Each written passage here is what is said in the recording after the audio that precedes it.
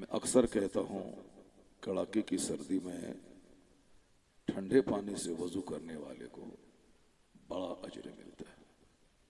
जिस हज में ज्यादा तकलीफ हो उस हज का वजन बढ़ जाता है। गर्मी के दिनों में कोई रोजा रखे तो उसका अजर बढ़ जाता है। तो मुश्किलात से घिरकर सब्र करते हुए जो बंदा इबादत करता है वो नेकी वजनदार हो जाती है। दुनिया का जब सारा काम ठंडे में हो रहा है तो दिन का काम भी ठंडे में होगा। किसी की फ्लाइट नहीं छूटती है बारिश की वजह से, कोई अपने खेत में पानी पटाना नहीं छोड़ता है ठंडी की वजह से। जितनी मुश्किल खेती है वह इसी मौसम में है। गेहूं इसी सर्दी के मौसम में लगाया जाता है, मकई इसी सर्दी के मौसम में लोग लगाते हैं, और भी बहुत सारी वेजिटेबल सब्जियां हैं, सब इसी मौसम में। तो इस मौसम में रात भर जाग कर खेत में पानी पटाना, सिंचाई करना बहुत मुश्किल काम है। बचपन में हम लोग अपने वालिद साहब के साथ रात रात भर खेत में रहे हैं। इसलिए मुझे मालूम है कि किस तरह ठिठुरती हुई रातों में खेती की जाती है। तो मैं कहता हूं कि खेती बाड़ी करना जब इस मौसम में बंद नहीं होता तो जलसा इस मौसम में क्यों बंद हो जाएगा।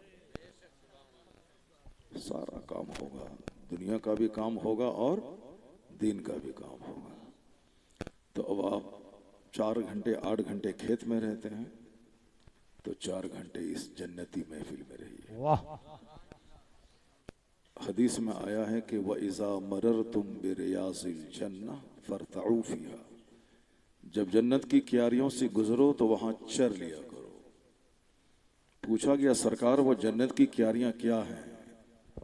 तो आपने कहा जिक्र की मजलिसें जन्नत की क्यारियां, जहां अल्लाह का जिक्र होता है, जहां रसूल पाक पे दरूद भेजा जाता है, जहां कुरान हदीस की बात होती है, वो जन्नत की क्यारी है। ए बाबू, ए नाजिम भाई ने तुमसे वादा लिया था कि नहीं जाएगा। एक तो वो नंगे सर बैठा हुआ था, बहुत बुरी बात है। पता नहीं कहाँ से, इधर 2-4 साल से देख रहा हूँ। पहले 50-50 हजार का मजमा होता था, सारे लोगों के सर टोपियों पगड़ियों से ढके होते थे। अभी भी उर्स रज़वी के मौके पर आप देख लें 25-30 लाख लोग रहते हैं। जामिअतुर रज़ा में अलग, इस्लामिया इंटर कॉलेज में अलग, सड़कों पे अलग। नंगे सर बहुत कम लोग नजर आएंगे, सब लोग सरों पे टोपी सजाए रहते हैं। मगर पता नहीं, इधर 2-4 साल से देख रहा हूँ, पहले नहीं था। तकरीर तो 25 साल से हम कर रहे हैं। 2093 में मेरी फरागत हुई है, या 1993 में, और 1992 में फरागत हुई। 93 से मैं इमामत कर रहा था, और 94-95 से बड़े बड़े जलसों में धीरे धीरे अहमद फतह भाई की ज़बानी आहिस्ता आहिस्ता तो बड़े बड़े स्टेज पे जाने लगे। और पिछले 15-20 साल में अल्हम्दुलिल्लाह हिंदुस्तान पाकिस्तान बहुत जगहों पे जाना हुआ।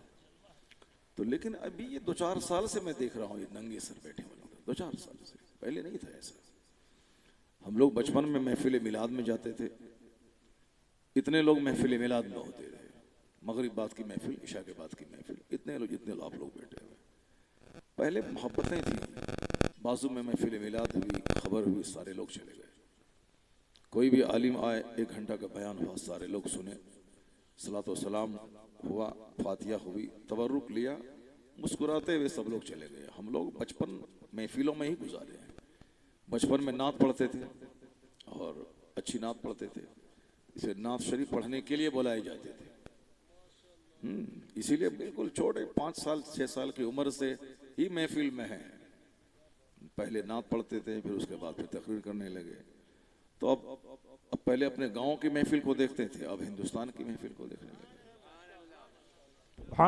बड़ी मोहब्बतें थी पहले गांव घर में, लोग शौक से आते थे। खाने की दावत नहीं होती थी तो भी लोग आते थे। अब वही गांव है मेरा जिसमें खाने की दावत होती है तो लोग आते हैं, तो खाने की दावत नहीं है तो बस 2-4-5 बच्चे बैठे रहते हैं। शादी के पहले मिलाद होती है, शादी, तीजा, 40वां बरसी, घर का इफ्तिताह, घर के संगे बुनियाद, महफिल मिलाद ही मिलाद है। सुन्नियों बरेलियों का गांव है मेरा, एक भी दियोबंदी मेरे गांव में नहीं, अल्हम्दुलिल्लाह, एक भी दियोबंदी नहीं मेरे गांव में, सब आला हज़रत के मानने वाले। और रोजाना महफिल मिलाद, मगर पहले महफिल मिलाद में बड़ा मजा आता था। मौलूद सादी लोग पढ़ते थे, मिलाद अकबर लोग पढ़ते थे, सारे लोग मिल के नात पढ़ते थे। 1 घंटे की महफिल में 25 बार लोग दरूद शरीफ पढ़ते थे। अब एक बार भी दरूद पढ़वाता हूं तो लोग नहीं पढ़ते हैं।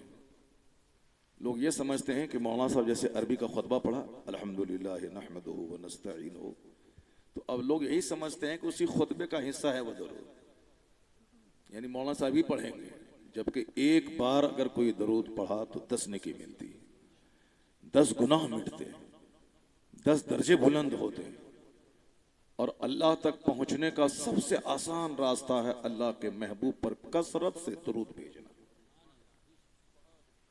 हदीस में आया है कि जो रोजाना 100 बार दरूद भेजेगा, अल्लाह रब्बुल इज्जत उस पर 1000 रहमतें नाजिल करेगा।